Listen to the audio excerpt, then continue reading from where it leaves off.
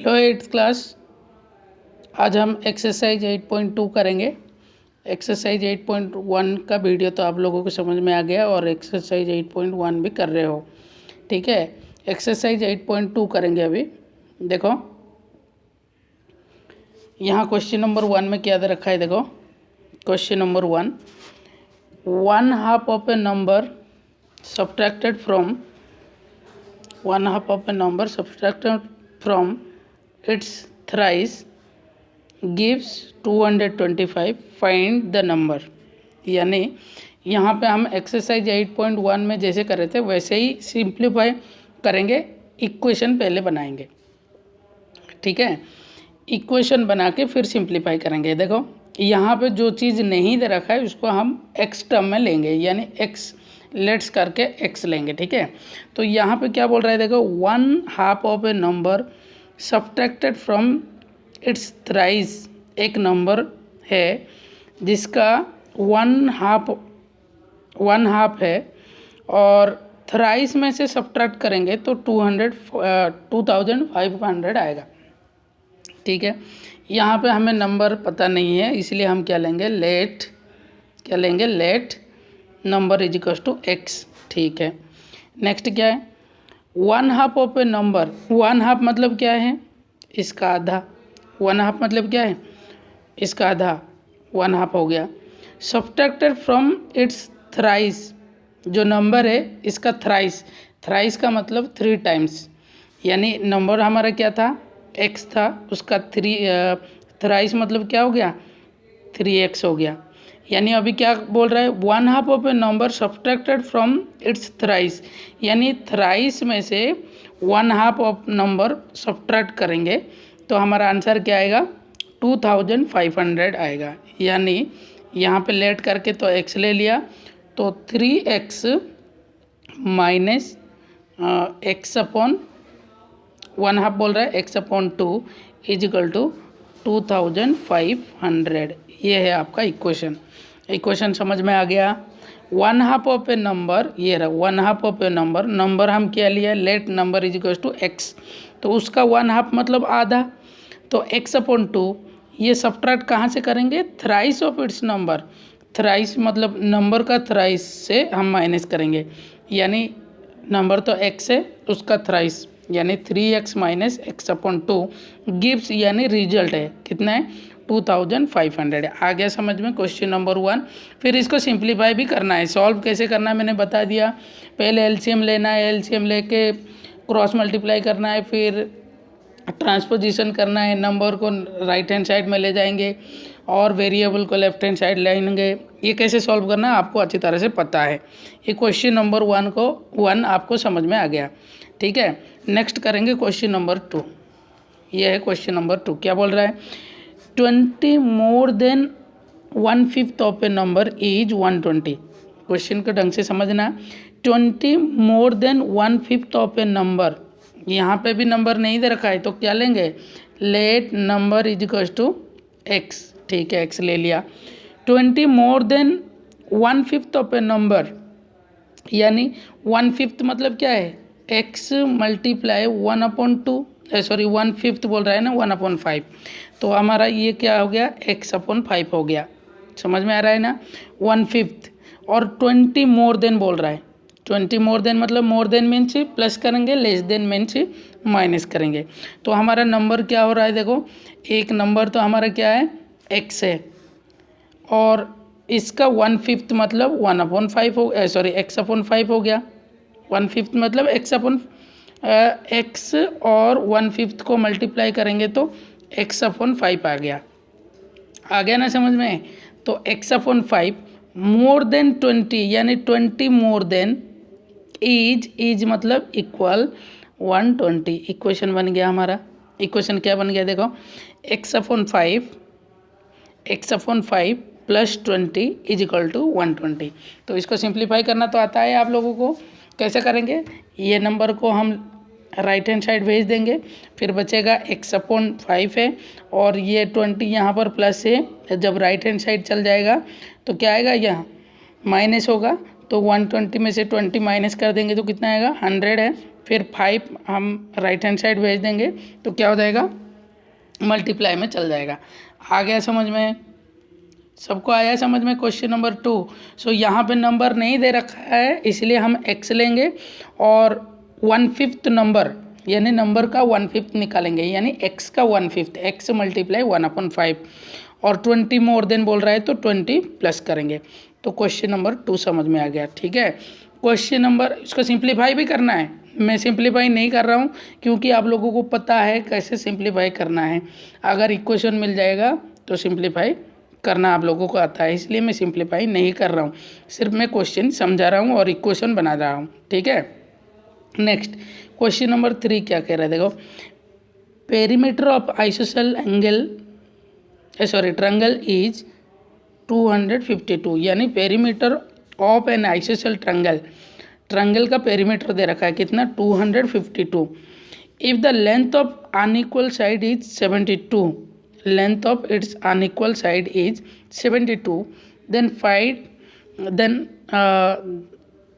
find the length of its equal side। Question क्या समझ में आया कि भाई एक ट्रायंगल दे रखा है, ये ट्रायंगल है अनइक्वल।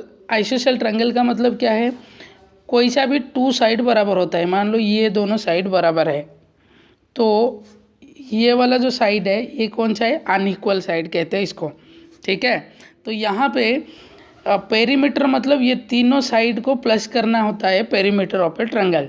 ठीक है, तो यहाँ पे क्या क्या दे रखा है, एक तो ट्रायंगल दे रखा है जिसका आइसोसेल ट्रायंगल है, ये और ये दोनों बराबर है, और ये अनइक्वल साइड कितना दे रखा है, ये 72 दे रखा है। समझ में आ रहा है ना? सो अनइक्वल साइड तो 72 दे रखा है और ये साइड नहीं दे रखा है, कौन सा, इक्वल साइड नहीं दे रखा है, इसलिए हम क्या लेंगे, ये x लेंगे, तो ये भी x हो जाएगा। क्यों? क्योंकि दोनों साइड बराबर है। अभी पेरीमीटर मतलब क्या है, तीनों साइड को प्लस करेंगे, ये वाला साइड, ये और ये तीनों को प्लस करेंगे तो कितना आएगा, पेरीमीटर आएगा 252 आएगा, यानी x plus 72 is equal to perimeter आएगा कितना, 252। आ गया समझ में? ये है आपका इक्वेशन समझ में आ गया। Perimeter of an equilateral triangle is given and unequal side also given, then we have to find the equal side, that is x. The side which is not given, that is we have to assume x के हिसाब से लेंगे तो दोनों x होगा। तो perimeter means sum of 3 side of a triangle, that is called perimeter of triangle. तो इसको सिंप्लीफाई करेंगे तो आंसर आ जाएगा, x का वैल्यू आ जाएगा, तो इक्वल साइड आपको मिल जाएगा, यानी क्वेश्चन नंबर 3 भी हो गया। ठीक है, नेक्स्ट क्वेश्चन नंबर 4 करेंगे। ठीक है, क्वेश्चन नंबर 4 में क्या दे रखा है देखो, what should be added to the sum of 3/7 and thrice of -6/7 to get 17/13। What should be added to the sum of 3/7 and thrice of -6/7। तो यहाँ क्या बोल रहे हैं देखो, एडेड का मतलब क्या है, जोड़ना, सम का मतलब भी प्लस है, जोड़ना। किस किस को जोड़ेंगे, ये क्वेश्चन बोल रहा है 3/7 प्लस थ्राइस ऑफ -6/7, यानी थ्राइस ऑफ मतलब क्या है, 3 मल्टीप्लाई करेंगे, थ्राइस ऑफ -6/7 के साथ हम क्या जोड़ेंगे, what should be added, that is suppose x, then the result is this one, क्या है 17/13। तो इक्वेशन हमारा क्या बन रहा है, फिर दोबारा बता रहा हूँ देखो, what should be added to the sum of ये नंबर और इसका थ्राइस को जोड़ेंगे, यानी 3/7 प्लस 3 मल्टीप्लाई -6/7। ठीक है, इसके साथ हम क्या जोड़ेंगे, x, what should be added to the sum of, यानी इसके साथ हम x जोड़ेंगे तो हमारा आंसर आएगा 17 अपॉन 13। आ गया इक्वेशन। क्या है इक्वेशन?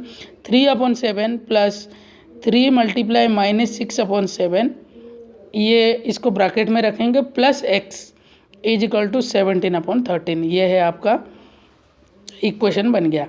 तो आपको पहले ब्रैकेट को सॉल्व करना पड़ेगा। ब्रैकेट के अंदर ये 3 और -6 को मल्टीप्लाई करेंगे तो हमारा क्या आ जाएगा? देखो 3/7 3/7 -18/7 plus x is equal to ये वाला। फिर सिंप्लीफाई करेंगे, एलसीएम लेंगे, पता नहीं क्या क्या करके आपको x का वैल्यू निकालना है। आ गया समझ में? क्वेश्चन नंबर 4 बहुत ही सिंपल है, लेकिन समझने का ज़रूरत है। और क्वेश्चन समझ में आए हैं तो सिंप्लीफाई तो आराम से कर सकते हैं। इक्वेशन भी मैंने बता दिया, ठीक है। तो क्वेश्चन नंबर 4 हो गया। नेक्स्ट क्वेश्चन नंबर 5 देखो। क्वेश्चन नंबर 5 क्या कर रहा है? देखो यह है question number 5। 2/3 of 1/2 subtracted from a number is equal to 1/6। Very simple है। क्या बोल रहा है? 2/3 ऑफ 1/2 यानी 2/3 ऑफ यानी 2, ये है थर्ड, 2/3 ऑफ यानी मल्टीप्लाई किसका? 1/2 का। 1/2 का 2/3 सब्ट्रैक्टेड फ्रॉम ए नंबर, एक नंबर है, let the number is x, इससे हम माइनस करेंगे ये, तो हमारा आंसर क्या आएगा? 1/6। यानी इक्वेशन बन गया। क्या है? Let the number is x, then हमारा 2/3 ऑफ 1/2 निकालना है। ये रहा 2/3 ऑफ 1/2, ठीक है। तो हमारा इक्वेशन क्या बन गया? देखो फिर दोबारा बता रहा हूँ, late the number is x, ठीक है। इसमें से हम माइनस करेंगे, subtracted from a number is x, इससे हम सब्ट्रैक्ट करेंगे किसको? 2/3 यानी 2/3 ऑफ यानी मल्टीप्लाई 1/2, इसको ब्रैकेट में रख दो, इज दे रखा है ना, इज इक्वल टू कितना है? 1/6। ये इक्वेशन बन गया। क्या है? x माइनस ब्रैकेट के अंदर 2/3 मल्टीप्लाई 1/2। अब ये 2 और ये 2 कट जाएगा तो 1/3 बचेगा। और सिंप्लीफाई कैसे करना है आपको पता है। इक्वेशन बन गया। आ गया समझ में? क्या क्वेश्चन नंबर 5 बढ़िया से समझ में आ गया। नेक्स्ट क्वेश्चन नंबर 6, ये है क्वेश्चन नंबर 6। क्या बोल रहा है? देखो the perimeter of a rectangle is 75, यानी perimeter is given, it's length is 2/3/4 time it's breadth, find the length and breadth of a rectangle. Rectangle का पेरीमीटर दे रखा है। देखो रेक्टेंगल मतलब क्या होता है, देखो समझा देता हूँ। ये है रेक्टेंगल है, जिसका सपोज ये L है तो ये भी L होगा, अपोजिट साइड्स आर इक्वल। ये B है यानी ब्रेड्थ है, तो ये भी ब्रेड्थ होगा। तो इसका पेरीमीटर निकालना मतलब क्या है? चारों साइड को प्लस करेंगे। इसके लिए एक फॉर्मूला भी है। क्या है? Perimeter of rectangle is 2 multiply L plus B, ये है फॉर्मूला। तो गिवन है पेरीमीटर कितना दे रखा है? 75 है, यानी इसमें डालेंगे हम। तो कंडीशन क्या दे रखा है? देखो फॉर्मूला तो आ गया समझ में। इसमें क्या दे रखा है? It's length is 2/3/4 times its breadth. तो यहाँ पे जो नहीं दे रखा है उसको लेंगे। तो हम let breadth is equal to क्या लेंगे? x। तो लेंथ कितना होगा? 2/3/4 टाइम्स, यानी टाइम्स का मतलब मल्टीप्लाई है, x मल्टीप्लाई 2/3/4, ये तो लेंथ हो गया।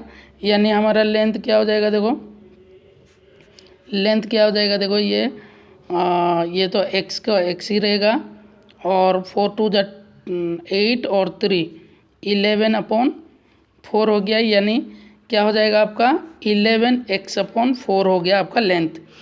ब्रेड्थ आपको पता है कितना है? x, और लेंथ कितना हो गया? ये x भी आएगा, देखो 11x, ठीक है। 11x/4 हो गया आपका लेंथ। यानी लेंथ पता है, ब्रेड्थ पता है, पेरीमीटर वाला फॉर्मूला में डाल देंगे। पेरीमीटर वाला फॉर्मूला क्या है? 2 × L + B यानी 2 मल्टीप्लाई एल का मतलब कितना आया था 11x/4 प्लस ब्रेड्थ का मतलब कितना है x इज इक्वल टू कितना है, पेरीमीटर दे रखा है कितना है 75। आ गया समझ में, ये है इक्वेशन। तो क्वेश्चन नंबर 6 समझ में आया। The perimeter of a rectangle is 75 centimetre, its length is 2/3/4 times its breadth, find the length and breadth of a rectangle. आ गया समझ में। तो क्वेश्चन नंबर 6 भी आपको समझ में आ गया। इसको सिंप्लीफाई करना है और x का वैल्यू निकालना है। तो लेंथ ब्रेड्थ पूछ रहा है, x का वैल्यू निकालने के बाद लेंथ और ब्रेड्थ भी निकालना है, ठीक है। नेक्स्ट देखो, नेक्स्ट क्या करेंगे, question number 7। What is given, question number 7, difference between 3/5 of Raman's age present age, Raman's present age and his age before 4 year is 0. What will be the age after 5 years? क्या समझ में आया। यानी question को फिर दोबारा समझा देता हूँ।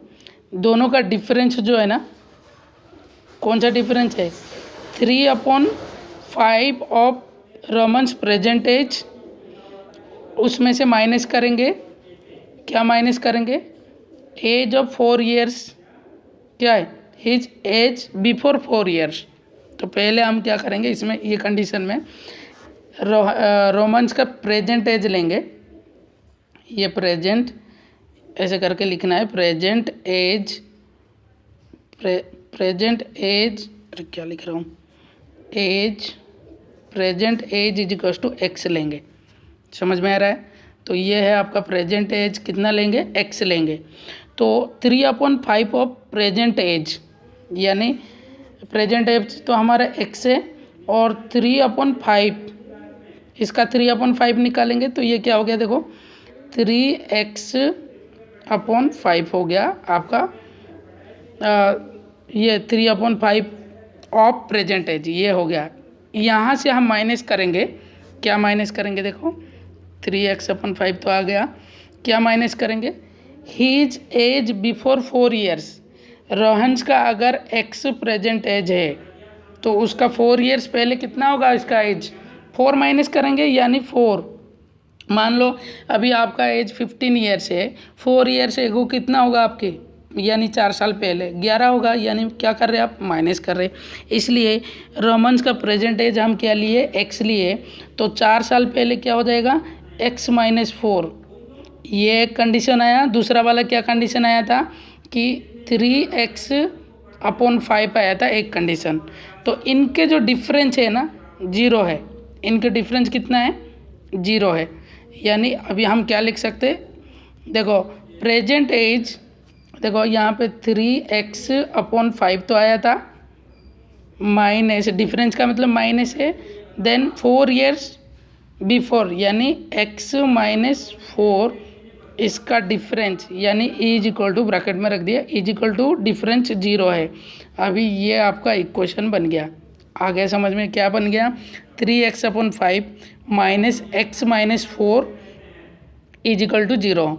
तो आपका ये क्वेश्चन को हम सिंप्लीफाई करेंगे, तो सिंप्लीफाई करेंगे तो क्या आएगा, x का वैल्यू आ जाएगा।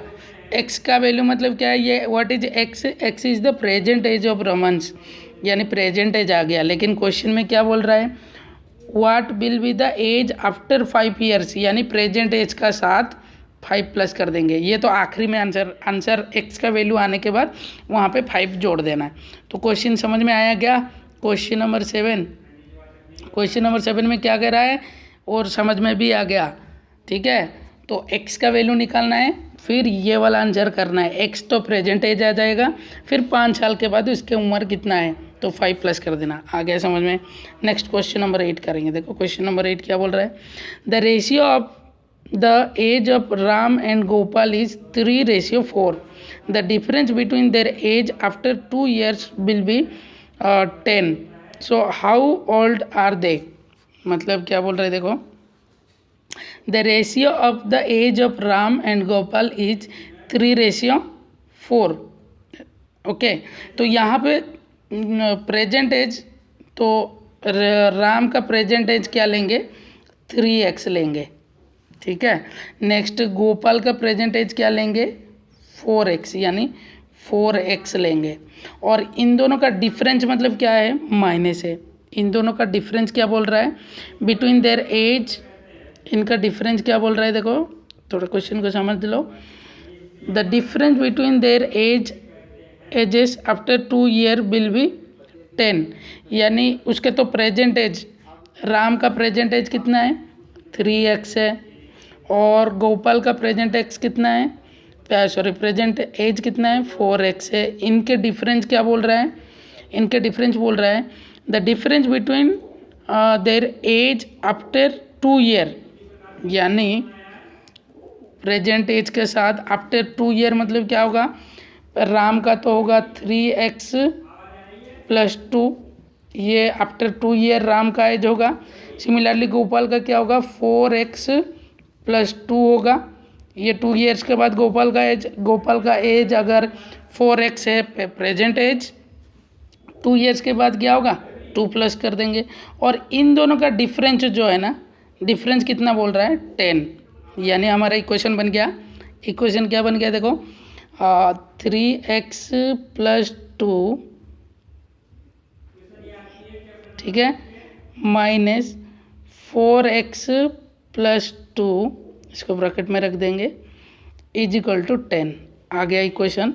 क्या बोल रहा है, देखो 3x + 2 माइनस 4x + 2, इसका डिफरेंस कितना आएगा, 10। यह है इक्वेशन, और सॉल्व करना है, ब्रैकेट ओपन करना है। ब्रैकेट ओपन करने टाइम क्या क्या आपको फॉलो करना है वो तो पता है। तो क्वेश्चन नंबर 8 भी हो गया, ठीक है।